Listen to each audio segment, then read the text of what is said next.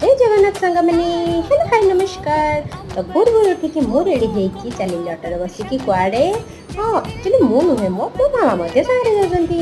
तो मामा मु जाइकी पहुंच गेलु कोलकाता बस स्टैंड। एक्चुअली देखंतु बस लिखा है कोलकाता। तो आमे जाउछु मामा मु किछि दिन पई कोलकाता केने सेठी बड़ भाई जॉब करंती सेठी भाउज केले मध्य रहंती। तो आमे किछि दिन सेठी रहिबो एन्जॉय करिवो आ मजा मस्ती करिवो।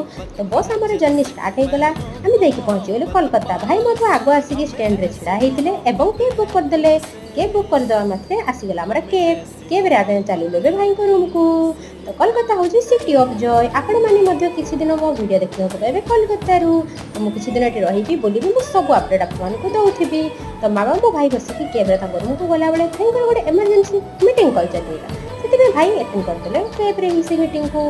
देखंतु आमे जाइके पहुंची गेलो भाई को रूम रे। भाई रुहंती एठी गेलु भाउज मधे हमको तळ करबा पे आस्थिले। तो थैंक यू।